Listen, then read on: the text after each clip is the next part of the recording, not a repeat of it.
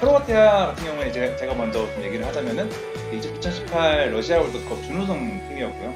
저는 이제 그때 크로아티아를 사실 대한민국 다음으로 좀 응원했던 팀이었어요. 그래서 실제로 이제 모드리치 선수를 제일 좋아해가지고 이렇게 직접 유니폼도 이게 사실 모드리치 유니폼이거든요. 그래서 직접 입기도 하고 또 크로아티아 유니폼을 좀 사서 좀 이렇게 공수를 해보려고 그랬는데 이거 쉽지 않더라고요. 크로아티아 말을 잘 몰라가지고 제가 이제 크로아티아 유니폼은 준비를 하지 못했고요. 그래서 이렇게 왔지만 그래도 이제 마냥 크로아티아를 찬양하는 것이 아니라 좀 최대한 좀 객관적인 시선에서 바라봐서 좀 댓글을 좀 찍어드리도록 하겠습니다. 네, 저는 이제 스페인 쪽을 나타났는데 제가 축구를 처음 보기 시작할 때부터 스페인이 잘할 때부터 와가지고 스페인에 애정이 큽니다. 또 스페인 여행 갔다 왔을 때 저기 스페인 그 레알 마드리드와 바르셀로나 갔다 왔거든요. 그런 것처럼 이제 애정이 크기 때문에 이번에도 물론 개인적인 그 어떤 의견 들어가겠지만 팩트에 기반해서 저희 스페인을 좀 약간 밀어보도록 하겠습니다. 네, 애정당님 가고 잘 들어봤습니다. 그럼 크로아티아 키플레이어는 당연히 모드리치가 확실히 좀 확실하죠. 아무래도 스코틀랜드전 그 원더골을 봤으면 모든 팬분들이 아마 인정하시지 않을까 싶고요. 아무래도 모드리치 선수가 그만큼 정말 사실 중원의 핵심을 넘어서 그냥 팀 내의 좀 핵심이기 때문에 이 선수의 활약이 제일 중요할 것 같습니다. 크로아티아에서는 사실 역사의 산 증인인데요. 유로 대회 최고령 득점자 그리고 최연소 득점 기록을 보유하고 있습니다. 그래서 크로아티아의 그냥 사실상 그 자체, 그냥 크로아티아 축구의 그 자체죠. 그래서 네. 이 선수가 있기 때문에 좀 동의하시는 건가요? 네, 맞죠. 그건 맞으니까. 그렇죠. 팩트는 인정하기로 했습니다. 네, 맞습니다. 그래서 이제 어쨌든 모드리치 선수가 잘해주고 있고 나이가 좀 있어요. 나이가 있기 네. 때문에 아까도 이제 채팅창에 보니까 나이가 좀 많다, 늙었다라는 거 있는데 근데 이제 체력적인 변수가 좀 있긴 하겠지만 그래도 이 16강에서는 해당되는 말이 아닐 것이다 라는 게 제 생각입니다. 네. 나중에 혹시 8강, 4강을 간다면 그거는 좀 이제 안타까운 상황이 벌어질 수도 있겠죠. 근데 그렇지 않더라도 남은 16강에서는 절대 체력적인 변수 이런 게 나타나지 않을 것 같다고 저는 생각을 합니다. 네, 그럼 크로아티아는 루카 모드리치 뽑아주셨습니다. 그렇다면 스페인의 키플레이어는 누굴까요? 스페인의 제가 뽑은 키플레이어는 모라타인데요. 네? 네? 모라타요? 네, 이제 키플레이어가 잘하는 선수 의미도 있지만 중요하다는 선수가 의미가 있잖아요. 키가 10세, 맞죠? 10세잖아요. 그런 의미에서 모라타를 뽑았습니다. 이제 모라타가 아까 계속 말이 나온 것처럼 엘리케 감독이 굉장히 신임하고 있지만 골을 못 넣고 있어요. 근데 골은 넣긴 했습니다. 한 골을 넣었는데 네네. 놓친 게 너무 많아가지고 네네. 그러니까 그 골들이 그 슈팅들이 정말 중요한 상황에서 스페인이 앞서갈 수 있는 기회에서 나온 것들이었는데 그걸 놓쳐가지고 스페인이 결과적으로 좀 어렵게 해서 저 위에 올라온 게 있거든요. 근데 이제 모라타가 보면은 2016 대회에서 크로아티아한테로 골을 넣었습니다. 물론 그게 졌지만 그 골은 넣은 그 경력, 이력이 있어요. 사실 그게 중요한 거죠. 결국에 크로아티아가 이겼다라는 걸 지금 말씀해 주시는 거잖아요. 근데 모라타가 골을 넣은 게 중요합니다. 그 부분을 좀 집중 봐야죠. 그쵸. 네. 모라타가 골 넣은 부분을 이제 보고 크로아티아는 골만 본 적이 있고 또 이제 사실 결정력 부분에서는 좀 아쉬움이 있지만 엘리케 감독이 계속 밀어주고 있잖아요. 해줄 때가 되지 않았나. 그래서 키플레이어로 모라타를 뽑았습니다.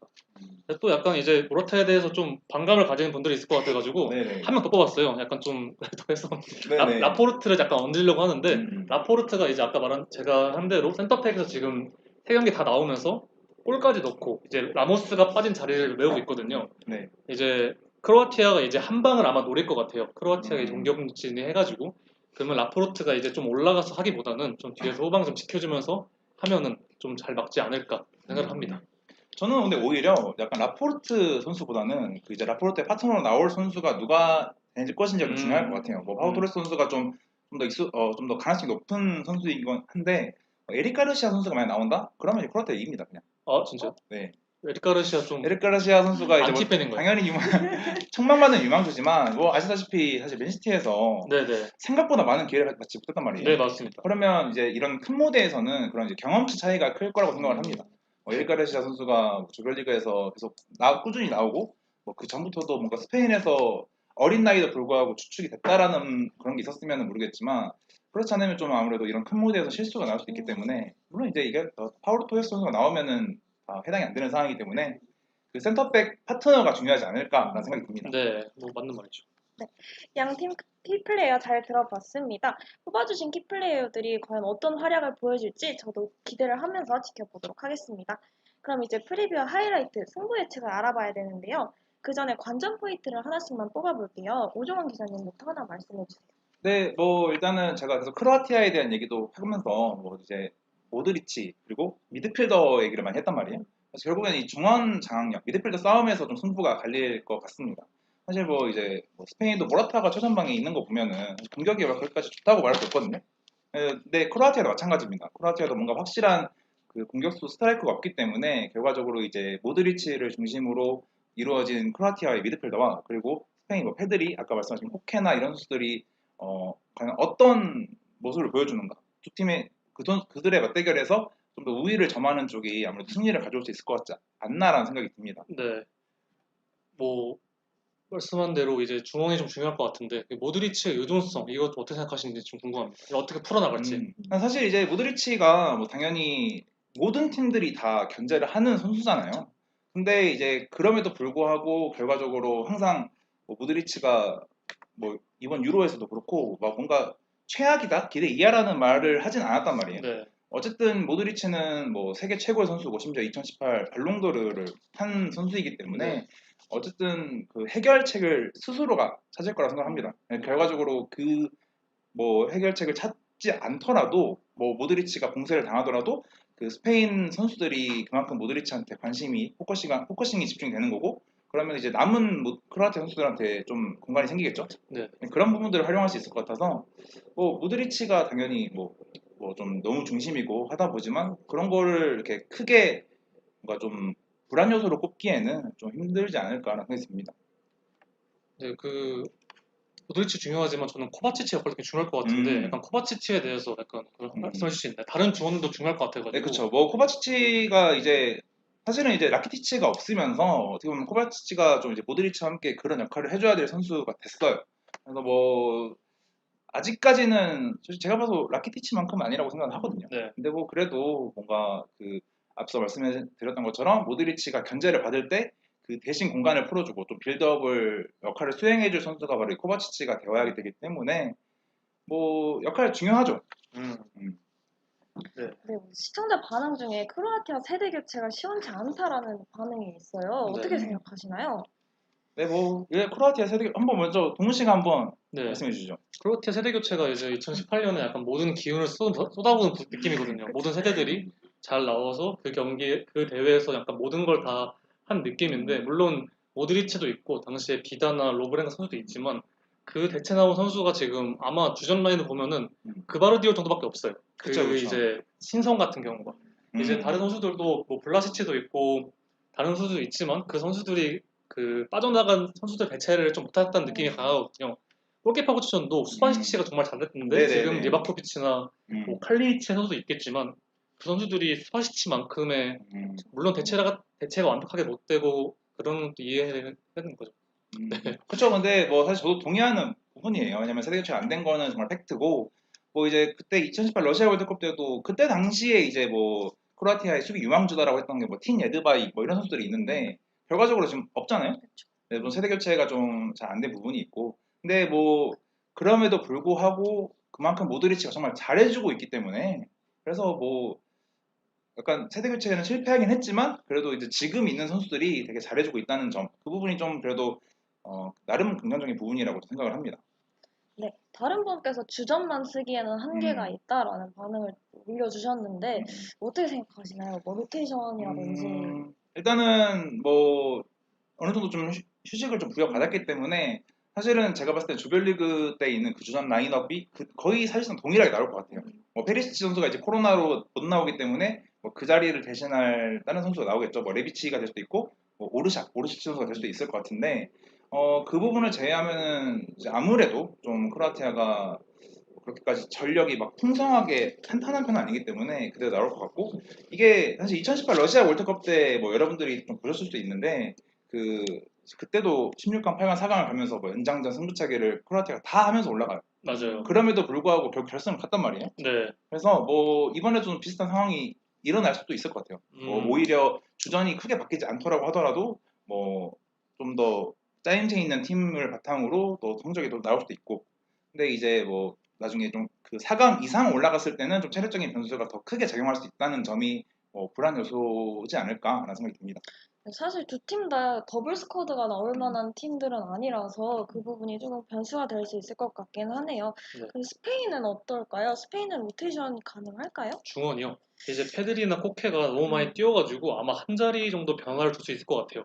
근데 관건은 이제 삼선 미드필더가 저는 가장 관건으로 보는데 이제 부스케츠나 로드리가 나올 둘 중에 한 명이 나올 거겠죠. 근데 이제 로드리가 두 경기를 나왔고 부스케츠가 한 경기를 나왔는데 이제 로드리 같은 경우에는 거의 평타 이미지가 강했고 부스케츠는 이제 MOM까지 받을 정도로 되게 좋았어요. 킵해서 잘 넣어주고 후방 빌드 잘해주고 수비도 잘 해주고요. 그래서 이 자리가 좀 관건으로 보이고 이제 패드리나 코케에서 이제 그 라인업은 사실 바뀔 수도 있지만 제 생각엔 또 지금 생각해보니까 고정될 것 같네요. 패드리 코케는. 근데 이제 삼성 미드필더 자리에서 변화를 주면서 이제 좀 할지 않을까 생각이 듭니다. 근데 뭐 이제 사실 로드리랑 부스케츠 두 선수 중에서 누가 나올 것 같다고 좀 생각하시나요? 전 부스케츠가 나올 것 같아요. 왠지 느낌상 이제 아무래도 크로아티아가 베테랑이 많잖아요. 약간 네네. 그런 느낌으로 해서 나오지 않을까. 아 여기도 나이가 많으니까 우리도 나이를 맞추겠다. 경험으로 해야죠. 경험으로 네네. 막 써야죠. 아 이거 너무 약간 대한민국 문화 아니에요? 네? 나이로 승부하겠다 이런 거 아니에요? 아니에요. 뭔가 약간 느낌이 좀 되게 아니요, 그런 아니요. 느낌으로 말을 경험 대 경험 이제 경험이 음, 많을 수 그쵸, 그쵸. 있으니까 경험치. 물론 로드리도 잘하지만 이제 네네네. 부스케츠 같이 좀 메이저 대회에서 잘하고 특히 주장이잖아요. 이제 하면서 그쵸, 그쵸. 하면서 느낌이지 않을까 싶습니다. 네. 네, 그렇습니다. 그럼 신동훈 기자님이 뽑아주신 관전 포인트는 뭐가 될까요? 이제 중원을 짚어주셨으니까 이제 음. 공격 쪽을 이제 말해야 될 것 같은데 이제 크로아티아, 스페인 모두 사실 공격 쪽에서 좀 안 좋은 모습이었어요. 3차전에서 좀 터진 느낌이긴 하지만 이제 사실 누가 더 안 좋았냐 보면은 전체적으로 봤을 때는 뭐 최전방만 따지면은 스페인이지만 크로아티아도 이제 공격진들이 모드리치, 비딜럽 의존하고 또 네네. 페리시치가 좌측에서 우측으로 이동하면서 좀 많이 풀렸지만 음. 그 중앙이나 좌측에서 윙어 역할을 해주고 아니면 최전방에서 좀 움직여주는 선수가 좀 많이 좀 활약이 좀 안 좋았거든요. 네네. 이제 그 부분을 좀 어떻게 극복하냐가 문제인데 이 달리치 감독이 그 부분 잘 극복을 못해요. 옛날부터. 네, 그쵸, 그쵸. 네, 그 공격 전술 자체를 좀 많이 선수들의 개인 기량 같은 걸 좀 의존하는 편이고 또 측면으로 많이 공을 보내서 이제 크로스를 올리는 형태인데 그 크로스 받아주는 선수들이 좀 많이 못 닿는 것도 있고 또 이제 막히죠 많이 그런 부분에서 스페인을 언급할게요 이제. 네, 한번 해보시죠. 네. 스페인은 반대로 이제 모라타가 그래도 뚝배기가 있습니다. 한 방에 있죠. 그래도 있고 또 이제 페란 토레스나 이제 그 올모 같이 아니 오야르자바 사라비아 또 올모 같이 패스 능력이 좋은 선수가 있고 그쵸, 그쵸. 그런 부분에서 좀 크로아티아처럼 단순한 측면 공격뿐만 아니라 좀 중앙에서 풀어줄 수도 있고 또 모라타를 활용한 그 헤더 크로스도 활용할 수 있고 이런 면에 좀 스페인이 좀 앞서지 않나 생각이 듭니다. 근데 저는 약간 오히려 그러니까 스페인 같은 경우에는 이제 모라타를 최전방에 썼으면 좀 더 저는 좀 윙어 스타일 전형적으로 좀 뭔가 측면을 이렇게 흔들어주고 뭐 크로스를 제공할 수 있는 이런 선수들이 있어야 된다고 보는데 네. 사실 헤라르드 모레노나 아니면 올모나 이런 선수들은 좀 중앙지향적인 선수들이잖아요. 네. 그래서 이런 선수들이 오히려 이렇게 있는 게 저는 좀 독이 아닌가라는 생각이 들거든요. 네. 어떻게 생각하시나요? 그런 쪽의 선수들이 모여서 그 중앙으로 뭉쳐서 모여 있고 네. 이제 좌우 풀백이 좀 올라가가지고 그 역할을 해줘야 되죠. 근데 좌측에 너무 그 알바 쪽에 너무 집중된 느낌이고 또 우측이 좀 안 되다 보니까 이제 좀 읽히는 면이 없지 않아 있긴 한데 이제 그래서 아마 우측을 좀 어떻게 활용하냐가 좀 관건일 것 같아요. 네, 그러면 네. 중원 장악력과 득점력이 네. 관건이 될 거라고 말씀을 해주셨네요. 그럼 이제 진짜 승부 예측을 한번 해보겠습니다. 오정원 기자님은 이번 경기 어떻게 될 거라고 보시나요? 네, 뭐 저는 당연히 크로아티아가 이길 거라고 생각을 하고요. 크로아티아의 2대1 승리를 좀 예상해 보겠습니다. 뭐 좀 3골이면 사실 뭐 많이 나왔다고 보기 힘들지만 그래도 좀 어느 정도 좀 두 팀이 좀 치열하게 좀 주고받고 이제 하는 경기 양상이 좀 펼쳐질 것으로 예상이 들고요. 뭐 선제골을 사실 좀 크로아티아 넣을 확률이 높다고 보면 이제 좀 뭐 제가 좀 너무 크로아티아를 좀 응원하는 것 같긴 한데 그래도 어쨌든 뭐 그런 거 다 떠나서 결과적으로 크로아티아가 좀 이제 모드리치나 이런 선수들의 활약 속에서 2대1 승리를 거두지 않을까라는 생각을 해보겠습니다. 네. 네, 크로아티아의 승리를 예상을 해주셨는데 이거 맞나요, 신동훈 기자님? 좀 약간 반대입니다. 네. 스페인 왜냐면은 크로아티아가 저는 물론 한 방을 기대할 수 있지만 두 골이나 넣을 수 있을 스페인이 보면 조별리그에서 한 골도 안 먹혔어요. 네네. 그 정도로 좀 대단한데 이제 크로아티아 공격진이 물론 마지막 마지막 경기에서 스코틀랜드 상대로 3골 넣었지만 네네. 3골인 2골인가요? 세 골입니다. 3골이죠. 네네. 3골을 넣을 정도로 했지만 갑자기 이제 퀴즈를 네, 갑자기 퀴즈를 스코틀랜드와 이제 스페인 수준이 다르거든요. 네네. 2골을 넣을 정도로 공격진들이 파괴력 있냐? 또 음. 크라마리치나 레비치 같은 선수들이 음. 물론 소속팀에서 잘하건 맞지만 네네. 아까 제가 말한 대로 달리치 감독도 못 쓰는 경향이 있거든요. 그래서 좀 득점이 안 나올 것 같아서 저는 그래서 오히려 이제 제가 이제 해보면은 네네. 스페인이 이제 1대0으로 이기지 않을까 생각이 듭니다. 이제 아마 네. 어떻게 보면은 좀 지루한 공방전이 될 수도 있어요. 왜냐면 크로아티아가 내려서 있고 스페인이 점유를 하면서 할 수 있는데 스페인이 이제 좀 점유를 중시하기보다는 제가 좀 조별리그를 분석해봤는데 그 세 경기에서 가장 점유율이 낮았던 3차전에서 골이 많이 나오고 슈팅이 많이 나왔어요. 그런 것처럼 좀 크로아티아를 좀 이렇게 뭐라 그럴까요? 너무 이제 점유율만 하기보다는 네네. 좀 끌어내고 하면서 좀 풀어내면은 한 골은 넣을 수 있지 않을까. 공격적이 안 좋긴 하지만 그래서 좀 이길 것 같습니다. 근데 뭐 지금 이제 채팅창을 보니까 뭐 사실 영구정재님이 스페인은 밥 잘 먹고 훈련 잘하고 근데 크로아티아는 밥도 적게 먹고 선수들이 뺀질이라고 무슨 네, 말이죠? 뭐 이런 말씀을 하셔가지고 네. 근데 뭐 사실 크로아티아 선수들이 인성이 나쁘지 않아요. 네. 네, 뭐 제가 사실 친구는 아닌데 네. 뭐 모드리치 선수도 그렇고 이제 뭐 되게 정말 성실하게 훈련을 하고 있을 것 같습니다. 그렇기 때문에 뭐 크로아티아 이 선수들 밥 잘 먹고 있을 거예요. 네, 그래서 뭐 한번 전 크로아티아가 전 승리해도 가능성이 있다고 봅니다. 네. 그리고 스페인 그리고 또 이제 네, 묻자고 하신 말씀이라고 하네요. 그렇죠. 뭐 네. 사실 뭐 이걸 정말 진짜 하겠습니까? 네. 네. 또 한번 이렇게 있길래. 네. 네, 아까 어떤 분이 2018 러시아 월드컵처럼 크로아티아가 이변을 일으킬 가능성도 있냐라고 질문을 주셨거든요. 네네. 신동훈 기자님 의견부터 한번 들어볼게요. 가능성 있을까요? 이제 그때는 뭔가 이제 뭐 정말 크로아티아가 사실 결승까지 올라갈 거라고 생각하는 사람 별로 없잖아요. 그렇죠, 그렇죠. 근데 그게 정말 투지와 이제 베테랑들이 완전히 그 제가 아까 말했던 것처럼 길을 완전히 모았다 생각이 들거든요. 근데 지금 페리치도 빠졌고 모드리치가 많이 의존하는 형태인데다가 이제 베테랑이라고 볼 수 있는 기다와 로브렌이 이제 과연 그때처럼 완전히 힘을 쏟아부을 수 있냐? 네네. 그리고 두 선수가 아까 뭐 로브렌 같은 경우에는 크로아티아에서 달랐다고 하지만은 네네. 기본적인 이제 디포트 값이 있습니다. 이제 그 수비 아, 실수가 네네. 그 예능 캐릭터 있기 때문에 이제 음, 스페인이 네, 좀 그런 면에서 네. 더 그때보다 더 노쇠화했고 음, 또 아까 계속 말한 대로 세대 교체도 잘 안 될 뿐더러 네네. 그래서 좀 이변 가능성은 물론 제가 뭐 아예 없다고 할 수 없겠지만 그래도 그때보다 적지 않을까 네네. 조심스럽게 말해봅니다. 뭐, 여기서 또 하네요. 이변 없다고 봅니다. 근데 아이디가 없네요. 네. 37C랑. 네, 일단은 뭐, 사실 이변은 이제 좀 당연히 가능성이 낮죠. 뭐, 이변이라는 건 정말 말 그대로 낮은 가능성으로 이제 기적적으로 일어나는 거 아니겠습니까? 근데 뭐, 그래도 뭐, 그 결승을 갈 거라고 좀 생각을 한다기보다는 지금 이 스페인과의 경기를 이제 보는 거거든요. 스페인 자체도 사실 뭐, 우리가 이제 기억하는 뭐, 무적함대, 뭐, 침몰한 지 오래됐거든요. 어? 네? 뭐 옛날에 그런 스페인이 아닙니다. 어, 그러니까 뭐 진짜 사비랑 이니에스타가 있으면 전 인정할게요. 아, 그랬으면 저도 바로 이거 유니폼 벗어 던집니다. 아 진짜. 근데 좀 어느 정도 세대 교체라고 하긴 좀 그렇지만 이제 좀 어느 정도 선수단 변화가 있었고요.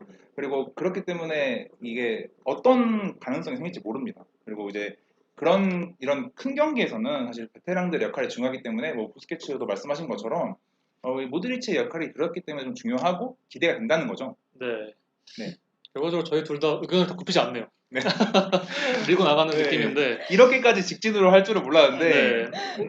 하다 보니까 되네요, 이렇게. 네, 네. 그렇습니다. 사실 저는 토너먼트의 꽃은 음. 승부차기라고 아, 생각하거든요. 네네네. 두 분 모두 정규 시간 내에 승부가 날 거라고 생각하시나요? 제가 먼저 말해도 될까요? 네. 승부차기 하면 스페인이 질 것 같습니다. 왜냐면 스페인이 지금 PK 양몽이 있거든요. 아, 네네네, 맞아요. 맞네요. 5경기 연속으로 PK를 못 넣고 있고 심지어 모라타도 한 골을 못 넣고 모레노는 네네. 심지어 제가 두 번을 말했는데 그 비아레알에서 올 음. 시즌 얻은 PK를 다 넣었어요. 음. 근데 스페인은 오니까 또 못 넣더라고요. 네네. 그래서 저는 PK까지 가는 순간 스페인은 좀 어렵지 않을까. 음. 또 패스는 잘하는데 좀 못 차더라고요. 그 부분은 좀 네네. 네. 뭐, 저 같은 경우에는 오히려 정규 시간 내에 좀 끝나지 않을까라는 생각이 듭니다. 그러니까 뭔가 연장전까지 가지 않을 것 같아요, 이번 경기는. 그러니까 크로아티아의 승리를 예상을 하고 있지만 만약에 스페인이 그 뭐 좀 더 리드를 잡고 그 리드를 지켜서 승리를 가져간다 하더라도 저는 연장전까지 가지는 않을 것 같습니다. 그러면 이제 다현 씨는 어떻게 생각하세요? 이제 저희 이건 들어보니까. 한번 승부 예측 한번 네. 제가요. 시원하게 한번 해보시죠. 네. 이게 사실 돌발 상황이긴 한데, 네네. 사실 저는 이런 경기일수록 중원 싸움이 심한 경기일수록 경기 내용이 되게 지루하고. 맞아. 그쵸. 뭔지 알죠? 약간 그런 양상이 될 것 같아서 네. 이 저득점 승부 속에 연장전까지 꾸역꾸역 가는 승부가 나오지 않을까라는 생각을 합니다. 승부차기도 혹시 예상하시나요? 승부차기 갈 가능성도? 승부차기보다 약간 연장 후반 막 연장에. 연장과 끝 무렵에 한 골 들어가서 네네. 끝나고. 그게 누가 넣는 거죠? 그게 누굴까요? 아, 그게 누굴까요? 갑자기 질문을. 모라타는 아닐 것 같긴 한데. 쉽지 않죠. 모라타가 골을 넣는다? 그거는 스페인이 이겨도 됩니다. 진짜. 근데 그만큼 가능성이 높다는 거죠. 모라타 골로 가능성이. 네네. 쉽지 않아요.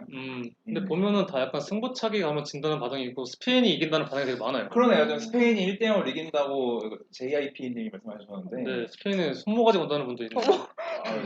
그런 거 읽어도 되나요? 네? 그런 거 읽어도 되는 거예요? 손모가지가 안 좋은 편인가요? 아니 그건 아닌데 신체 일부인데. 공개 처형이기 때문에. 네. 네네. 네네. 네. 말 어쩌고 하는 거니까요. 네, 그렇죠.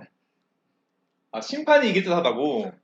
뭔가 좀 사실 이게 좀 이번에 그 새벽에 있었던 맞아요. 이제 포르투갈과 벨기에 경기에서도 그쵸. 이게 심판이 너무 좀 대처가 미숙했어요. 네, 저랑 다를 게 없더라고요. 그냥 보기만 하더라고요. 판정을 안 하고. 그냥 집에 붙는 저랑 다를 게 없더라고요. 네, 사실 그냥 경기를 그냥 관람하고 싶어요. 네, 후반 가서 좀 치고 부딪히니까. 근데 사실 네네. 미국에서는 그런 게 잘 안 나왔거든요. 네네. 근데 그 경기에서만 유독 그렇습니다. 또 이제 또 우리 포르투갈의 페페 선수가 또 패시브가 발동해가지고 네. 되게 거칠게 하더라고요. 나이를 먹어도 그렇더라고요. 그래서 좀 약간 이제 사실 이 주심 심판 판정 자체가 네. 뭐 이 경기에 있어서 좀 많이 좀 좌지우지되고 또 말도 많잖아요. 네. 뭐 옛날부터 좀 항상 이 심판 논란이 있었는데 뭐 이번 경기에서도 심판을 하게 된다면 좀 그게 좀 너무 마음 아플 것 같은데요. 네?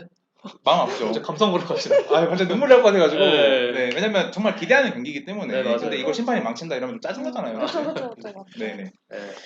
네, 잘 들었습니다. 과연 어떤 기자님이 적중할 수 있을지 저도 기대를 하면서 지켜보도록 하겠습니다. 그리고 두 기자님들뿐만 아니라 시청자 여러분들도 승부 예측에 참여하실 수 있습니다. 비고 라이브 앱 메인 배너에 유로 2020 라이브 프리뷰쇼를 클릭하시면 승부 예측하고 300 다이아도 받아가실 수 있으니 많은 참여 부탁드립니다. 그리고 인터포폴 인스타그램에서 기성용 사인 유니폼 이벤트도 진행 중이라고 하네요. 네. 갖고 싶네요. 사실 제가 갖고 싶습니다. 그럼 끝나고 참여해보시면 알겠습니다. 네, 좋습니다. 네, 다음 유로 라이브는 내일이죠. 6월 29일 화요일 저녁 7시에 돌아옵니다. 잉글랜드와 독일의 맞대결인데 워낙 빅매치라 벌써부터 기대가 되네요. 네네. 간단하게 한번 인독이요? 네, 평가를 한번 해주신다면? 이 경기는 제가 봤을 때 이 16강 경기 중에서 제일 재미없는 경기가 될 것 같습니다. 오히려요? 그러니까 뭔가 소문난 잔치에 먹을 거 없다는 경기, 그 말의 정석적인 게 아닌 이 경기가 되지 않을까라는 생각이 들거든요. 물론 이제 가장 변수가 있다면은 케인의 부활. 케인이 잘해주면은 뭐 좀 경기가 재밌어지고 화끈해질 수도 있겠지만 케인이 지금 조별리그에서 3경기 동안 뭐 슈팅 5번 해가지고 무득점이라고 이렇게 나와 있는데 케인 선수가 부진을 이어간다면 그냥 경기 자체는 쭉 그냥 노잼으로 가지 않을까라는 생각이 듭니다. 저는 뭐 경기 재미 여부를 떠나서 독일이 약간 우세할 걸 보는 게 2018년에 그 이미지가 너무 강해져. 한국은 당한 이미지가. 독일은 네네네. 토너먼트 올라오면 진짜 무섭거든요. 무조건 4강까지 올라갑니다. 잉글랜드도 잡지 않을까 생각해요. 어떤 뭐 데이터에 근거한 얘기. 네. 아주 갑자기 대단한 데이터 박사님이 나오셔가지고 깜짝 놀랐는데. 약간 좀 이상하네요. 좋습니다. 네, 좋습니다. 사실 잉글랜드가 우세하다는 의견이 많아가지고 사실 저는 리넨을 좋아한 지 오래돼서 독일을 응원하는 입장이었거든요. 근데 이제 이렇게 말씀해주시니까 너무 반갑네요. 그럼 이제 워낙 빅매치라 기대가 많이 되는 경기인데 많은 관심 부탁드리겠습니다. 그럼 그때 뵙겠습니다. 감사합니다. 안녕.